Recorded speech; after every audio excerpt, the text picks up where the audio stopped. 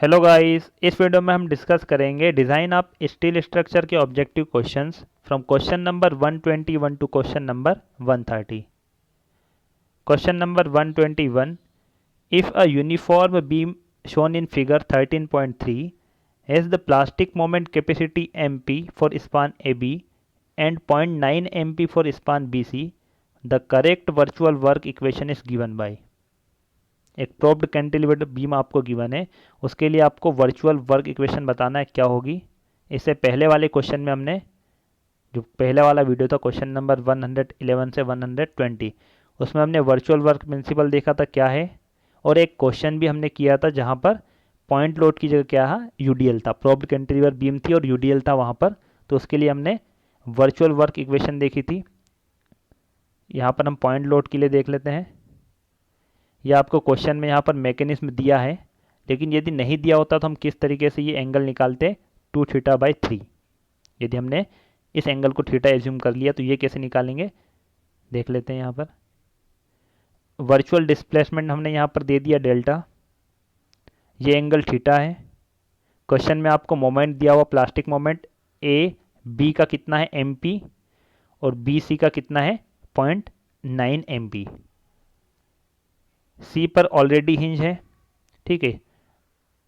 अब यहाँ पर हम हिंज नंबर ऑफ हिंज की बात कर लेते हैं, प्लास्टिक हिंज, ठीक है। ये तो हिंज आपको क्वेश्चन में दिया हुआ है, हम प्लास्टिक हिंज की बात करें। प्लास्टिक हिंज कौन सा और कितने होंगे यहाँ पर। प्रोप्ड कैंटिलीवर बी में उसके लिए डिग्री ऑफ स्टैटिक इनडिटर्मिनेसी कितनी होगी 1। डिग्री ऑफ स्टैटिक इनडिटर्मिनेसी 1 है तो नंबर ऑफ हिंज कितने होना चाहिए एक मैकेनिज्म के लिए 1 + 1, तो कितने होंगे 2। ये भी मैंने आपको लास्ट वीडियो में बताया था। हमने 4 स्टेप देखी थी, काइनेमेटिक या मैकेनिज्म मेथड है उसकी प्रोसीजर, उस मेथड से हम किस तरीके से एनालिसिस करते हैं मैकेनिज्म की। नंबर ऑफ मैकेनिज्म बराबर क्या होता है, number of hinge minus degree of static indeterminacy. तो यदि हम मान लेते हैं नंबर ऑफ मैकेनिज्म कितने हैं, नंबर ऑफ मैकेनिज्म 1, तो नंबर ऑफ हिंज कितने होना चाहिए 2। डिग्री ऑफ स्टैटिक इनडिटर्मिनेसी 1 है तो 2 - 1 करेंगे तो यहाँ पर नंबर ऑफ मैकेनिज्म हमारा 1 बनेगा और हिंज कितने होंगे 2। हिंज कहाँ पर हो सकते हैं, एक हिंज सपोर्ट ए पर होगा और एक अंडर द लोड, जो लोड है वहाँ पर। तो ये 2 हिंज बनेंगे ए और बी। ये सी हिंज, ये अलग हिंज है, हम प्लास्टिक हिंज की बात कर रहे हैं। तो 2 हिंज ए और बी पर होंगे। डेल्टा हमने यहाँ पर वर्चुअल डिस्प्लेसमेंट एज्यूम किया है डेल्टा। प्लास्टिक मोमेंट MP आपको गिवन है AB के लिए, BC के लिए 0.9 MP, और यहाँ पर हम कंसिडर नहीं करेंगे क्योंकि ये हिंज सपोर्ट है, तो यहाँ पर कोई भी मोमेंट यहाँ पर नहीं होगा। वर्चुअल वर्क मेथड क्या होती है, इंटरनल वर्क डन बराबर external work done. Internal work done की बात करते हैं, यहाँ पर आपको समझना होगा B को, ठीक है। यहाँ से मैंने रेड पेन से लाइन यहाँ पर बनाई है, तो इसका मतलब मैं समझाऊंगा आपको। इंटरनल वर्क डन हम निकालेंगे मोमेंट इनटू एंगल MP θ इस A की बात करते हैं। अब B की यदि हम बात करेंगे तो यहाँ पर एंगल कितना है थीटा प्लस 2θ/3, थीटा प्लस 2θ/3। अब यहाँ पर 2 मोमेंट है, एक MP है और सेकंड वाला है 0.9 MP। अब हम इन दोनों में से कौन सा लेंगे जो मिनिमम होगा, क्योंकि जो हिंज है यहाँ पर इस पर 0.9 MP पर ही प्लास्टिक हिंज बन जाएगा, तो उसके बाद क्या होगा, स्ट्रक्चर कोलैप्स हो जाएगा। तो यहाँ पर जो 0.9 MP है मिनिमम ही हमारा क्या होगा, मैक्सिमम प्लास्टिक मोमेंट होगा। इसी मोमेंट पर ये वाला जो हिंज है वो कोलैप्स हो जाएगा, इसलिए हम यहाँ पर ले लेंगे 0.9 MP। और पॉइंट लोड के लिए एक्सटर्नल वर्क डन क्या होता है, लोड इनटू डिस्प्लेसमेंट। और इससे पहले वाले वीडियो में हमने यूडीएल के लिए देखा था, वो क्या था, average load into area of the triangle. या वो आप देख सकते हो लास्ट वीडियो, आपको समझ में आ जाएगा, उसमें मैंने आपको समझाया था। अब सिंपल, अब यहाँ पर क्या करना है आपको, ये थीटा हमने एज्यूम कर लिया है, तो ये कितना होगा ये आप यहाँ पर निकाल सकते हो सिमिलर ट्राइंगल की प्रॉपर्टी से। Theta is equal to del/2। यदि हम इसको अल्फ़ा ले लेते हैं तो अल्फ़ा बराबर किसके हो जाएगा, del/3। ये डेल्टा की वैल्यू कितनी होगी 2θ, तो यहाँ पर 2θ रखोगे तो ये निकल जाएगा 2θ/3। और यहाँ पर जो एक्सटर्नल वर्क डन था डेल्टा, वहाँ पर हम रख देंगे 2 थीटा। सिंपल है यहाँ पर।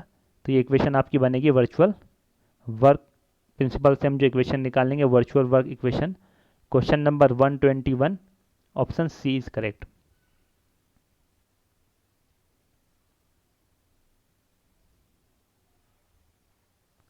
Question number 122, at a fully plastic section infinite rotation can occur at. यदि कोई सेक्शन है फुली प्लास्टिक, यहाँ पर हम 3 स्टेज देखेंगे। पहली स्टेज में इलास्टिक सेक्शन होगा, सेकंड में इलास्टिक प्लास्टिक सेक्शन होगा और थर्ड में प्लास्टिक सेक्शन। तीनों स्टेज देखेंगे। Option A 0 moment, B constant elastic moment, option C constant plastic moment and option D all of the above. Stage 1 elastic stage. For low values of bending moment M, the maximum extreme fibre stress will be within the elastic limit. यदि हम यहाँ पर cross section की बात करते हैं, ठीक है, तो इस क्रॉस सेक्शन में ये वाले जो एक्सट्रीम फाइबर है, ठीक है, तो पहली स्टेज में क्या होगा, इलास्टिक स्टेज है। लो वैल्यूज ऑफ बेंडिंग मोमेंट, यदि बेंडिंग मोमेंट की वैल्यू कम है तो maximum extreme fibre stress will be within the elastic range. तो यहाँ पर जो मैक्सिमम ये जो एक्सट्रीम फाइबर होंगे वहाँ भी स्ट्रेस किस रेंज में होगी, इलास्टिक रेंज से कम होगी। सेकेंड, यहाँ पर मैंने यहाँ पर सिंबल के फॉर्म में लिख दिया bending moment less than yield bending moment, yielding moment. Second elastic plastic stage. With further increase in bending moment yielding up extreme fibres will start. यदि हम बेंडिंग मोमेंट को और इंक्रीज कर देते हैं, किससे ज़्यादा बढ़ा देते हैं हम, यील्ड मोमेंट से। यदि बेंडिंग मोमेंट को यील्डिंग मोमेंट से बढ़ा देते हैं तो उस केस में क्या होता है, वहाँ पर जो एक्सट्रीम फाइबर्स होंगे वहाँ पर यील्डिंग होना स्टार्ट हो जाती है। तो नेक्स्ट स्टेप आती है प्लास्टिक स्टेज, जहाँ पर कि बेंडिंग मोमेंट किसके बराबर हो जाता है, प्लास्टिक मोमेंट के बराबर। With further increase in bending moment a stage will come when the entire cross section will yield and will act as a plastic hinge. The corresponding bending moment is called plastic moment. ये 2 बार हो गया plastic moment. तो plastic stage का मतलब क्या हो जाएगा, यदि हमने बेंडिंग मोमेंट को हम बढ़ाते ही जा रहे हैं तो एक स्टेज ऐसी आएगी कि जो क्रॉस सेक्शन है, पूरा क्रॉस सेक्शन क्या हो जाएगा, will yield and will act as a plastic hinge. तो वहाँ पर जो यील्डिंग मोमेंट होगा वो पूरे क्रॉस सेक्शन पे हो जाएगा। तो वो एक तरीके से किस तरीके से बिहेव करेगा, प्लास्टिक हिंज की तरह। और उसके करस्पॉन्डिंग जो बेंडिंग मोमेंट होगा जिससे कि प्लास्टिक हिंज बना है, उस बेंडिंग मोमेंट को हम कहेंगे plastic moment. The beam can not resist bending moment more than plastic moment. जो बीम होगी वो प्लास्टिक मोमेंट से ज़्यादा मोमेंट को रजिस्ट नहीं कर सकती है और क्या हो जाएगा, वहाँ पर कोलैप्स हो जाएगा। The neutral axis of fully plastic section passes through the equal area axis. ये हम देख चुके सेक्शन मॉडुलस जब निकालते हैं, एक इलास्टिक सेक्शन मॉडुलस होता है और एक प्लास्टिक सेक्शन मॉडुलस। तो प्लास्टिक सेक्शन मॉडुलस में हम जो न्यूट्रल एक्सिस की बात करते हैं, the neutral axis of fully plastic section passes through the equal area axis. तो वहाँ पर सेंट्रोइड से पास नहीं होती, ये भी क्वेश्चन बन सकता है। प्लास्टिक सेक्शन मॉडुलस की हम बात करते हैं तो वहाँ पर जो न्यूट्रल एक्सिस होती है वो कहाँ से पास होती है, या उसको हम क्या कहते हैं, इक्वल एरिया एक्सिस। अब जो क्वेश्चन आपको पूछा है उसकी हम बात कर लेते हैं। Plastic hinge, when the section is completely yield the section is fully plastic. ठीक है, स्टार्टिंग में तो क्या होता है कि एक भी फाइबर यील्ड नहीं होता है, लेकिन जैसे जैसे हम मोमेंट बढ़ाते हैं बेंडिंग मोमेंट को, जो एक्सट्रीम फाइबर होते हैं वो यील्ड होना स्टार्ट हो जाते हैं। और फिर हम फर्दर अगर लोड बढ़ाते जाते हैं, बेंडिंग मोमेंट बढ़ाते जाते हैं, तो क्रॉस सेक्शन के जितने भी फाइबर्स होते हैं सारे यील्ड हो जाएंगे। तो उस केस में हम उसको क्या कहेंगे, उस सेक्शन को फुली प्लास्टिक। अब fully plastic section behaves like plastic hinge. और प्लास्टिक हिंज की डेफिनेशन देख लेते हैं। Plastic hinge is defined as an yielded zone due to bending in the structural member at which large rotations can occur at a section at constant plastic moment। Plastic hinge की definition क्या होगी, वह yield zone होगा, ठीक है, bending के कारण structural member में वह यील्डिंग जोन जहाँ पर कि क्या होता है, लार्ज रोटेशन अकर होगा, लार्ज रोटेशन अकर हो सकता है, ठीक है, कांस्टेंट प्लास्टिक मोमेंट पे। तो वहाँ पर मोमेंट क्या होगा, कांस्टेंट होगा, उससे ज़्यादा नहीं होगा। प्लास्टिक हिंज पे मोमेंट क्या हो जाता है, कांस्टेंट हो जाता है। Question number 122, a fully plastic section infinite rotation can occur at constant plastic moment. Option C is correct. ये प्लास्टिक हिंज की बात हो रही है। फुली प्लास्टिक सेक्शन का मतलब क्या हो जाता है कि जहाँ पर फुली प्लास्टिक सेक्शन का मतलब कि प्लास्टिक हिंज की बात हो रही है। And span L is subjected to a uniformly distributed load at the centre. The length of elastoplastic zone of the plastic hinge will be. एक सिंपली सपोर्टेड बीम आपको गिवन है, क्रॉस सेक्शन उसका rectangular है, और rectangular cross section के लिए आपको shape factor पता है कितना होता है। Span L subjected to a uniformly distributed load, length आपको बताना है इलास्टिक प्लास्टिक जोन की कितनी होगी। दो केस हम देख लेते हैं, आपको क्वेश्चन यूडीएल वाला पूछा है, हम उससे पहले एक सिंपल क्वेश्चन देख लेते हैं। यदि पॉइंट लोड है सेंटर में, ये L/2 है, ये L/2 है, बेंड मूवमेंट डायग्राम आपको पता ही है, यहाँ पर लीनियर बनेगा। जहाँ पर मैक्सिमम बेंडिंग मोमेंट होगा वहाँ पर हम क्या लेने लेंगे, उसको एज्यूम कर लेंगे प्लास्टिक मोमेंट, क्योंकि प्लास्टिक मोमेंट क्या होता है, मैक्सिमम होता है। उसके बाद यदि वहाँ पर मोमेंट इंक्रीज होता है तो कोलैप्स हो जाएगा structure. Maximum bending moment centre पे होगा। इससे यदि हम राइट या लेफ्ट की बात करते हैं तो एक जोन हम यहाँ पर देख लेते हैं जहाँ पर कि यील्डिंग मोमेंट है, और धीरे धीरे मोमेंट क्या होते जा रहा है, कम होते जा रहा है, और सपोर्ट पे कितना हो जाएगा, 0। तो हमने यहाँ पर एक जोन एज्यूम कर लिया है सेंटर से एक्स डिस्टेंस लेफ्ट और एक्स राइट। तो इस जोन को हम क्या कहेंगे, इलास्टिक प्लास्टिक जोन कहेंगे। लेंथ ऑफ प्लास्टिक जोन कितनी हो जाएगी, x plus x, 2x, centre से एक्स लेफ्ट और एक्स राइट। सिमिलर ट्रायंगल की प्रॉपर्टी हम यहाँ पर लगाते हैं, किसी भी एक ट्रायंगल को आप लिख सकते हो। इस ट्रायंगल की हम बात करते हैं, L/2 minus x divided by L/2 My divided by MP। Shape factor की डेफिनेशन आपको पता है, शेप फैक्टर क्या होता है, MP/My। शेप फैक्टर ये My/MP है, तो यहाँ पर क्या हो जाएगा, 1 शेप फैक्टर। सिंप्लीफाई करोगे आप यहाँ पर तो LP length of plastic zone कितना होगा, 2x, और ये x की वैल्यू हम निकाल चुके हैं, तो यहाँ पर वैल्यू रखोगे आप तो सिंपल क्या हो जाएगा, L1 माइनस 1/s। यदि हम रेक्टेंगुलर सेक्शन की बात करते हैं, क्रॉस सेक्शन रेक्टेंगुलर है, शेप फैक्टर 1.5 होता है।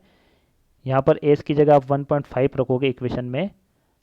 लेंथ ऑफ प्लास्टिक जोन कितनी होगी, L/3। कौन से केस में, सिंपली सपोर्टेड बीम है, पॉइंट लोड।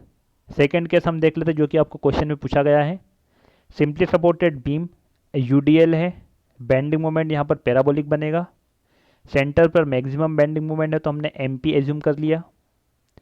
एक सेक्शन हम यहाँ पर ले लेते हैं लेफ्ट और राइट में, एक्स डिस्टेंस हमने यहाँ पर एज्यूम की है, जहाँ पर कि बेंडिंग मोमेंट कितना होगा, धीरे धीरे कम होते गया और कितना हो जाएगा, My के बराबर। यहाँ पर इसको ओरिजिन हम ले लेते हैं, ये एक्स एक्सिस है, ये वाई एक्सिस है। पैराबोलिक इक्वेशन क्या बनेगी, y बराबर ax², y divided by x² is equal to क्या होगा, a, और a एक कांस्टेंट है। x जब L/2 होगा, ठीक है, ये ओरिजिन है। यहाँ से यदि हम x/2 की बात करते हैं तो x/2 की बात करेंगे तो ये x/2 होगा।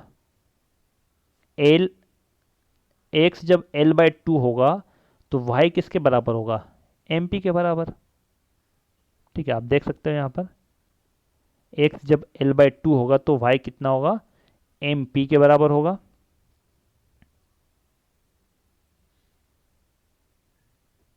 ये होगा MP।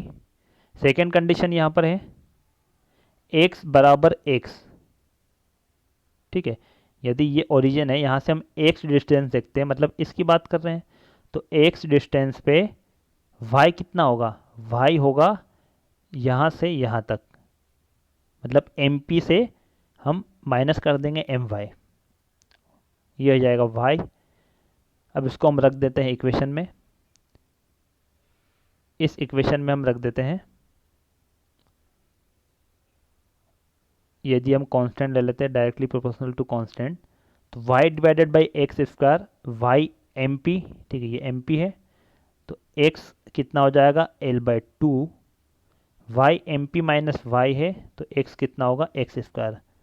सिंप्लीफाई करोगे इक्वेशन को, यहाँ पर लेंथ ऑफ प्लास्टिक जोन कितनी होगी L P is equal to L under root 1 minus 1 by S, और एस की वैल्यू आप 1.5 रखोगे तो कितना हो जाएगा एल बाई रूट 3। कॉन्सेप्ट मैंने समझा दिया है आपको, यहाँ पर आपको सिंप्लीफाई करके इक्वेशन देखना है।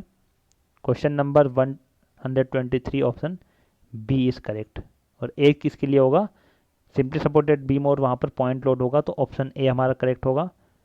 इस क्वेश्चन के according option B is correct. Question number 124, the plastic design method is an advantageous replacement over elastic design method for the structures stressed primarily in bending in case of।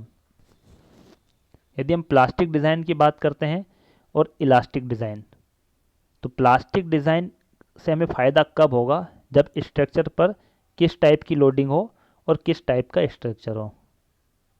Plastic design हम करते हैं, plastic design का use करते हैं जब structure पर loading कैसी हो, स्टैटिकली लोडिंग हो। इसका मतलब क्या होता है, स्टैटिकली और डायनेमिक। यदि डायनेमिक लोडिंग होगी तो वहाँ पर फटीग स्ट्रेस आएगी स्ट्रक्चर पे, और यदि स्टैटिकली लोडिंग होगी तो स्ट्रक्चर पर फटीग स्ट्रेस नहीं आती है। तो जो प्लास्टिक एनालिसिस होती है उसमें हम फटीग स्ट्रेस को कंसिडर नहीं करते हैं। इसीलिए यदि स्टैटिकल लोड होगा तो वहाँ पर हम डिज़ाइन करते हैं, वहाँ पर हमें एडवांटेजेस होगा प्लास्टिक डिज़ाइन का। और सेकेंड बात होती है इनडिटर्मिनेट स्ट्रक्चर की। यदि स्ट्रक्चर हमारा क्या है, इनडिटर्मिनेट है, तो वहाँ पर हम यूज़ करते हैं प्लास्टिक एनालिसिस का यूज़ करते हैं इनडिटर्मिनेट स्ट्रक्चर की एनालिसिस करने के लिए, उसकी डिज़ाइन करने के लिए। तो यहाँ पर स्टेटमेंट फर्स्ट हमारा करेक्ट होगा, statement fourth is correct. Question number 124 option क्या हो जाएगा 1 and 4, option B is correct.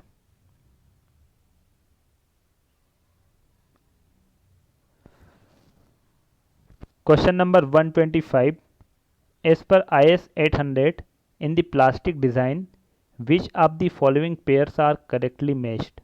चार पेयर आपको दिए, वर्किंग लोड और लोड फैक्टर। लोड फैक्टर हम देख चुके हैं, लोड फैक्टर का फॉर्मूला क्या होता है। कौन कौन से स्टेटमेंट करेक्ट होंगे आपको बताना है। तो हम IS कोड में हम देख लेते हैं, IS कोड 800 1984, वर्किंग लोड्स और लोड फैक्टर। डेड लोड के लिए 1.7 होता है, dead load plus imposed load के लिए 1.7, dead load plus load due to wind और seismic forces 1.7, dead load imposed load due to wind और सेस्मिक फोर्सेस 1.3। तो यदि सभी लोड का यहाँ पर कॉम्बिनेशन होगा तो उसके लिए 1.3 होता है, बाकी सभी के लिए 1.7। तो यहाँ पर आपको देखना चारों में से सभी लोड को पहले देख लो आप, dead load, imposed load, load due to wind और सेस्मिक, इसके लिए 1.7, ये इनकरेक्ट होगा। Dead load correct, dead load imposed load 1.7, dead load load due to wind और सेस्मिक, ये इनकरेक्ट होगा। मतलब ये इंटरचेंज हो गया यहाँ पर, ये 1.7 यहाँ पर करेक्ट होगा, 1.3 इस साइड करेक्ट होगा। तो first and second statement is correct, option A is correct.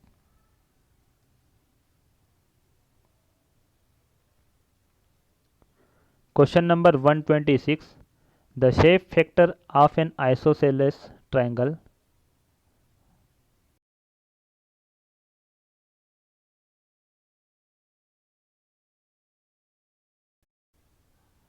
Question number 126, the shape factor of an isosceles triangle for bending about the axis parallel to the base is. Shape factor आपको पूछा गया है, वैसे आपको मैंने बता दिया था शेप फैक्टर कितना होता है ट्रायंगल के लिए, 2.34। आइसोसेलेस ट्रायंगल का मतलब क्या हो जाएगा, दो जो साइड है वो सेम होगी, दो एंगल सेम होंगे। शेप फैक्टर के लिए फॉर्मूला क्या होता है, Z fee divided by Z. Z simple आप निकाल सकते हो यहाँ पर इलास्टिक सेक्शन मॉडुलस, ठीक है। इलास्टिक सेक्शन मॉडुलस कितना हो जाएगा, I divided by Y maximum, I B H cube by 36, और वाई होगा मैक्सिमम कितना होगा, न्यूट्रल एक्सिस से हम देखेंगे तो ये वाला h/3, ये 2h/3 है, तो मैक्सिमम हम लेंगे कितना होगा y 2h/3। सेक्शन मॉडुलस निकलेगा यहाँ पर bh² बाय 24, और प्लास्टिक सेक्शन मॉडुलस के लिए फॉर्मूला होगा A/2 YC + YT। अब इसमें काफ़ी टाइम लगेगा इस डेरिवेशन में, क्योंकि यहाँ पर ट्रेपोजॉइडल है, उसकी न्यूट्रल एक्सिस आपको इक्वल एरिया एक्सिस आपको देखना है कितनी होगी, कंप्रेशन की, टेंशन की, दोनों की आप देखोगे यहाँ पर। ठीक है, तो इसके लिए आप डायरेक्ट ये वैल्यू याद रख लो। इसमें डेरिवेशन में टाइम लगेगा, जब मैं थ्योरी पढ़ाऊँगा कभी तो आपको मैं डेरिवेशन भी बता दूंगा इसका। ट्रायंगुलर सेक्शन अभी ऑब्जेक्टिव के पर्पज से आपको याद रखना है। Question number 126 option D is correct.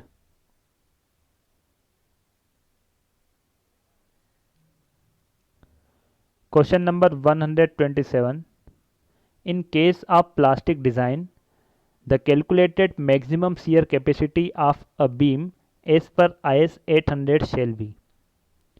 IS code के अकॉर्डिंग आपको बताना है प्लास्टिक डिजाइन के केस में मैक्सिमम शियर कैपेसिटी बीम की कितनी होगी। AW effective cross sectional area resisting shear, FY yield stress of steel.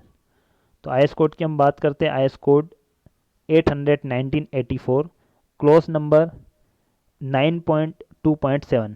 इसमें यदि हम डिस्कस करते हैं शियर के बारे में, the calculated maximum shear capacity VY of a beam or a beam column shall be. ये फॉर्मूला आपको डायरेक्ट यहाँ पर गिवन है। Question number 127 option A is correct. इस IS कोड से रिलेटेड हम 2 पॉइंट और देख लेते हैं, ये भी क्वेश्चन पूछे जा सकते हैं। Close number 9.2.4 tension members the calculated maximum load capacity PAT of a tension member shell be. ये फॉर्मूला, दोनों के फॉर्मूले आप देख लो। स्ट्रट के लिए मैक्सिमम लोड कैपेसिटी स्ट्रट की कितनी होगी और maximum load capacity tension member. Question number 128, the allowable stresses for the design of steel tanks are taken as. Steel tanks की बात करते हैं तो उसकी जो अलाउेबल स्ट्रेस हम लेते हैं वो कितनी लेते हैं, जो IS कोड में गिवन है उससे हम 25% इंक्रीज कर देते हैं। 25 इंक्रीज करेंगे, इसका मतलब 1.25 टाइम्स जो IS कोड में गिवन है। Question number 128 option B is correct.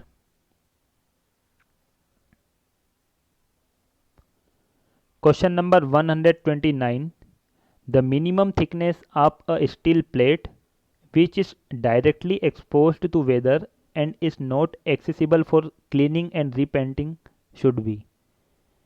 Thickness आपको पूछी गई, मिनिमम थिकनेस कितनी होगी स्टील प्लेट की यदि वो वेदर में एक्सपोज्ड है डायरेक्टली और उसमें हम उसको क्लीन नहीं कर सकते हैं और ना ही उसमें रीपेंटिंग कर सकते हैं।